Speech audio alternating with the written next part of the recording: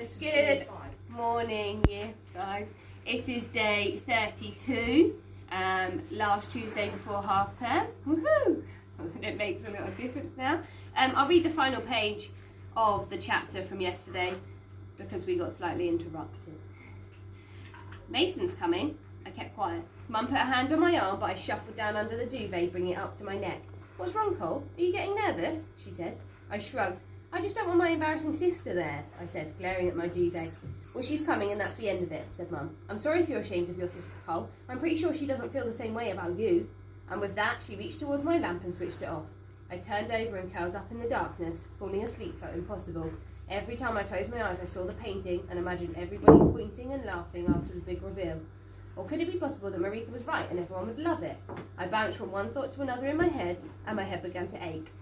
One thing was for certain, though. After Saturday, nothing would be the same again. So he's obviously worrying about something. Chapter 23, the Marika Loft Gallery. It was Saturday afternoon, the day of the auction. Our car was arriving at 5 to take us to London. It was 4:55 p.m. and there was no sign of Mason. "Can't you call him and find out where he is?" said Mum. "It would be a shame for him to miss it." I got my phone out of my trouser pocket. "Too late, the car's here," said Dad, looking out of the window for the 100th time. Mum and I rushed over to take a look. It was silver with sliding doors and blacked out windows. A man in a suit and wearing dark glasses got out and headed towards the house. "Don't let him see us staring," said Mum, giggling as she fell back onto the sofa. She was wearing her new dress with a silky shawl over her shoulders. She looked really lovely. Dad was wearing a pair of navy trousers and a shirt a bit like mine, but he had a smart jacket over the top. The last time I'd seen Mabel, she was wearing a white dress and a pair of sparkly silver shoes, which are now discarded on a sofa. There was a knock on the door, and Mum let out a little high-pitched squeak. "It's the driver! Where's Mabel?" she said, grabbing her shoes. "Come on, Mabel, we've got to go!" Mabel came thumping down the stairs. She'd taken off her dress and was wearing her old denim dungarees over a stripy top. One of the shoulder straps was undone, and there was a big orange stain down the front. "See what I mean, Mum?" I cried. "She can't come looking like that!" Mabel ignored me and sat on the bottom step, stuffing her feet into the little silver shoes. She clearly still liked that part of the outfit. Mum sighed. "Where's your lovely dress, Mabel?" she said. "Why have you taken it off?" "There isn't time to change her now," said Dad, grabbing his door keys. "Cole, text Mason and tell him we've had to go without him." Mum opened the front door. "Good evening, Mum," said the chauffeur. "I'm Nick, your driver. If you'd all like to follow me, we can be on our way." Mum turned to me and grinned, her cheeks flushed. Mabel was the first to get in the car. There was a booster seat all ready for her by the window. Mum climbed in beside her and Dad sat in the front next to Nick. I got in behind Mum and Mabel and fiddled with my seatbelt. A face suddenly appeared at my window and someone tapped on the glass. "Sorry I'm late." It was Mason. He climbed into the back seat and sat next to me. His cheeks were bright red from running. "I didn't think you were going to make it," I said. "What?" he said, grinning. "I wouldn't miss this for the world." He pulled his seatbelt across his chest and flicked it into place. "I'm ready," he called to Nick, who was back in the driving seat. The car slowly pulled away and I looked at our scruffy cold house and crossed my fingers. After 2 hours of driving, we pulled up outside a large white building. Above the door in small silver letters it read, "The Marika Loft Gallery." "Here we are, everybody," called Nick. "It looks so smart," whispered Mum. A small crowd of people stood behind a red rope at the side of the entrance. A few of them were drinking out of takeaway coffee cups and they had expensive-looking cameras hanging around their necks. They were all staring at our car. "Who are they?" I asked Nick. "That's the paparazzi," he said. "They hang around on the lookout for famous people. They take photographs and sell them to the newspapers." Declan appeared through the front door of the gallery. Nick got out and opened Dad's door, then came round to the side and pulled the door open for Mum. "Welcome, everyone," said Declan, shaking hands with Mum as she got out of the car. Mabel went all shy and hid her face in Mum's neck. I took a deep breath and climbed out as well. All of a sudden there was an explosion of flashes. At first I thought something terrible was happening, but then I saw that it was the paparazzi people with the cameras. They strained against the rope and a security guard put out his arm to stop them going any further. They were all shouting, "At me! Cole, over here! This way, Cole! Look at the camera! Look at me! Cole, how does it feel to be a world-famous artist?" I blinked as the flashes dazzled my eyes. I couldn't see a thing. Why were they taking my picture? I wasn't famous. Declan herded us towards the entrance. "Come on, let's get you inside," he said, ushering us into reception. My heart was pounding and my ears were ringing. "What just happened?" asked Mum breathlessly. Mabel peeked out from Mum's shoulder, her bottom lip sticking out, and Declan laughed. "They just want a photo of Cole, that's all. The fact that we haven't revealed your painting yet is driving everyone crazy." He turned to me. "Don't be surprised if your photo is on the front pages of all the papers tomorrow, and I mean all of them. This is worldwide news. Everyone wants to know about the world's newest star, Cole Miller." He grinned, but I didn't smile back. I glanced at Mason and Mum and Dad, and they all looked as shocked as I felt. Guys, don't look so worried. I can imagine it's all a bit strange having all of this attention, but I'm sure you'll get used to it, said Declan. Right, let's get you mingling, shall we? Marika is very keen to meet you both, Mr. and Mrs. Miller, and Cole, there are a lot of people who want to talk to you. Follow me. Mum put Mabel down on the floor and my little sister gripped her hand tightly. Dad put his hand on the small of Mum's back and Mason walked beside me. I was about to ask Declan where the nearest toilet was when we entered a large white room. It was full of people with shiny hair and expensive-looking clothes, drinking from long, sparkly glasses. Every single one turned around the room and the room went silent. Ladies and gentlemen, called Declan, it gives me great pleasure to introduce to the Marika Loft's incredible protégé, Cole Miller. What's a protégé? Whispered Mason. I have no idea, I whispered back. If you don't know what a protégé is, it's like a person that's learning to be something, or like a child that's really going to be really famous for being good at something. Is that right? Mum put Mabel down on the floor and my little sister... Oh no, I've already read that bit. Declan quickly swept in. Mum and Dad and Mabel to one side while I stood on my own in front of everyone. The crowd grinned and awkwardly clapped their hands together while trying to hold on to their glasses of champagne. I tried to smile, but it felt more like a grimace and I could feel my face begin to burn. So that shows that he's a little bit embarrassed. I recognised at least 3 actors, a rapper who'd been #1 last year and a woman who presented a game show on TV.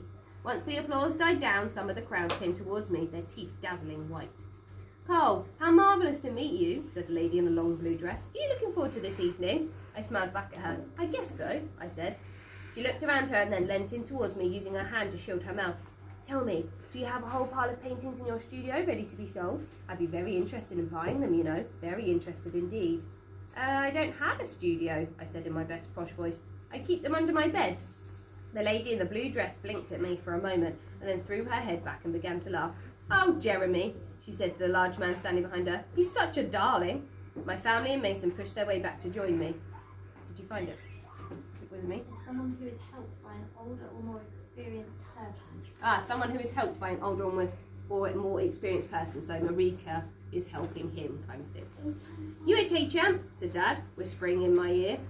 I nodded. The lady in blue turned to Mum and I heard her asking where we lived, and then the large man turned to Dad. I'm Jeremy Dickinson, he bellowed. He was wearing a white shirt and a black shirt that was nearly bursting open over his stomach. Oh, a white suit and a black shirt. Pleased to meet you, said Dad, shaking his hand. I'm Doug Miller.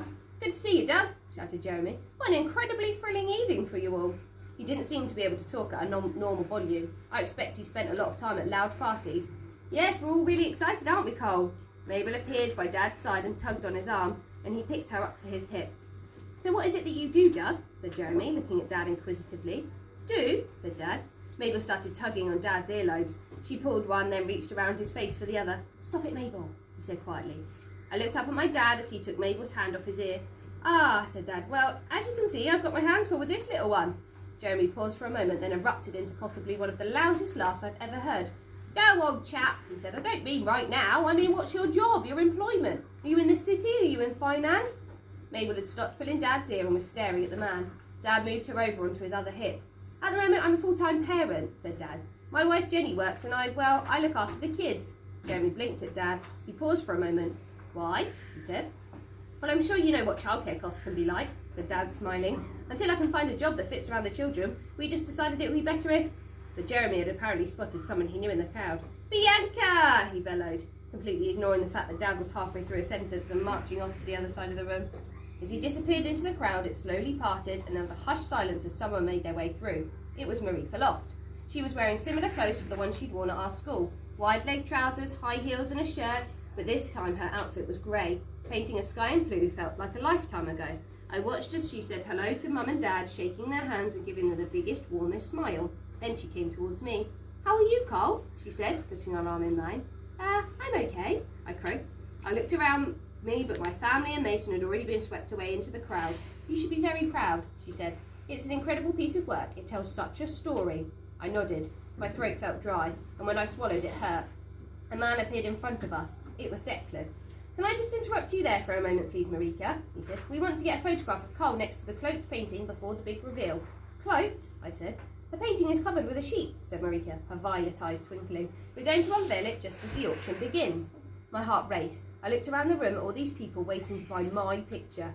Actually, I'm a bit worried about the painting, I blurted out. I'm not sure you should sell it. I don't think it's my best work. Marika and Declan both blinked at me. Then Marika began to laugh. But of course we're selling it, she said. She dropped her voice. Don't worry, Cole. There are plenty of wealthy people in this room who are prepared to spend a lot of money to get their hands on some of your early work. Have confidence. You're a once-in-a-generation talent. I opened my mouth to say that I wasn't, but Declan took my arm and began to guide me to the front of the room. As we walked through the crowd, I could hear people discussing me in excited whispers. Oh, look, Yvette, that's him. He's so little. Is he really 12 years old? Isn't it amazing how someone so young can have so much talent? I hear his family are terribly poor. What an incredible rag to riches story. Yes, the dad's unemployment and the mother is soon to be out of a job. I kept my head down as Declan batted them away with his charming grin. We came to a small stage lit with spotlights. On the plain white wall was my painting covered with a black sheet. A photographer appeared and immediately began to give me orders. Stand on the left of the painting, twist your body towards me, keep your hands in your pockets, she barked. I walked to the wall, took a deep breath and then turned to face the photographer. I scanned the room for my family. I could just see the top of Mum's head, but she wasn't looking in my direction. Hands in pocket, said the photographer. Twist a little bit more to the side, bit more, bit more. I turned awkwardly and she moved around me, taking hundreds of photos. She stepped closer, then back a bit, and then she got me to look over my shoulder towards her. The flash from the camera was making my eyes water, and I quickly wiped them with my sleeve. I blinked to get the flashes, and suddenly Mum was there, right behind the photographer, looking concerned. Declan spotted her and clapped his hands together. Right, I think you've got the shot, he said. Come on, Cole, we'll get you over to Marika. The time has come for the big reveal. The bright spotlights and the flashes had made me feel dizzy. Someone put a glass of water in front of me, and I took and had a big gulp. It was Mason. Are you all right? He asked. I shook my head. I want to go home, I told him, but it was too late. The auction was about to start. I'll leave it there on a bit of a cliffhanger today. I hope you're all well, and I will see you tomorrow.